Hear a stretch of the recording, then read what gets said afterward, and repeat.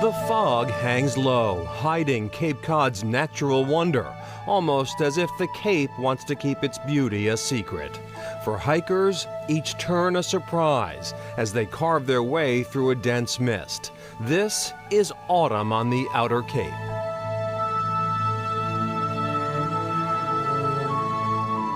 The shoreline changes with every storm, every nor'easter, as they call them down here, or hurricane that comes in. It changes an awful lot of the architecture of the landscape.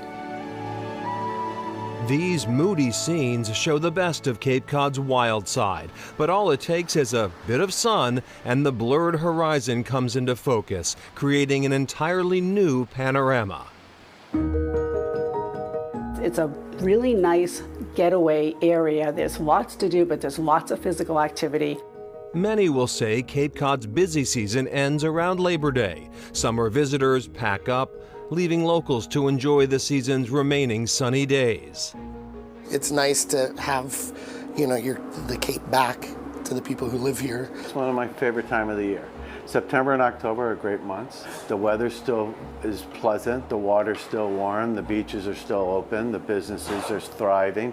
It's just a nice, calm, relaxing atmosphere. I love our visitors that come every summer, but it's just nice to get that break where you can explore these places, and really you might see a few people, but it's never overrun. So that's why I love it. And of course, the weather is just gorgeous. Lissy Perna loves to explore nature, so much so she began a blog in 2020 called Get Outside Cape Cod. But my job is a stay-at-home mom. I also work for Brewster Conservation Trust. A Brewster native, Perna began her blog during the COVID-19 lockdown. We really spent a lot of time outside because school was canceled, activities canceled, everything. So we decided to try and hike all of the trails on the Cape, which we have not finished them yet. There's so many. But we were posting pictures just on my social media, and my friends would always be like, "Where are you? Like, I've never been there before." So I decided to make a public one to share that information with everyone. Get Outside quickly took off. More than 7,000 people now follow Perna and her two sons, Levi and Toby, as they traverse their way throughout the Cape. Many people know about the national seashore properties, but a lot of the land trusts for each town have small trails. In 1961, President John F. Kennedy established the Cape Cod National Seashore, protecting 40 miles of beaches, woodlands, and ponds on the eastern shore of Cape Cod. From Chatham to Provincetown, these treasured sites welcome thousands of visitors every year. While the National Park Service manages this rugged shore, there are more than 25 private land trusts on the Cape, where people can explore the best Cape Cod has to offer. They might be shorter, still amazing, beautiful, pristine properties that you can explore. Perna's blog shows viewers trails that she's visited with her family. She'll often point out features of each trail, like whether it is stroller-friendly or dog-friendly. A lot of people who have little children or someone in a wheelchair, they're looking for somewhere that they'll be able to navigate. There aren't as many of those trails available. There are some, so I like to point it out when I find one. When hiking the Outer Cape, some may think of trails that pass along the sand dunes, but one of Perna's favorite trails shows a different side of the Cape.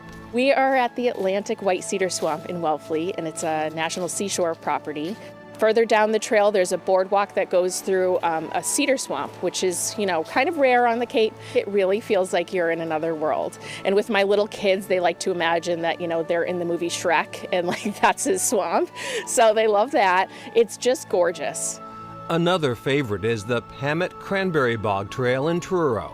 You can get a great view of the ocean and Ballston Beach down below. Also, if you go this direction, it brings you down to an old bog house. So it's kind of cool to explore. You can't go inside, but you can check it out from the outside. And you should really just keep your eyes open because there's cranberries throughout this whole trail, hence the name Pamet Cranberry Bog Trail. The trail will have hikers momentarily thinking they're in the Berkshires, until the ocean vista comes into view.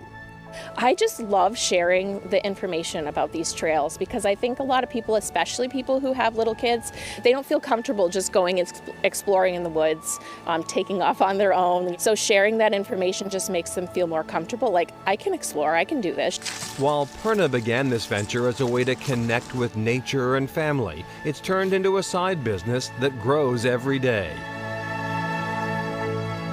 Wow, in addition to Lissy Purna's blog, she actually published a book this year called 50 Cape Cod Hiking Trails. Right, it's broken up by town and highlights her favorite trails in every one of those towns, favorite family-friendly trails in every one of those towns. And she printed the book in large format so the kids can look at it easily and help decide where they would like to go.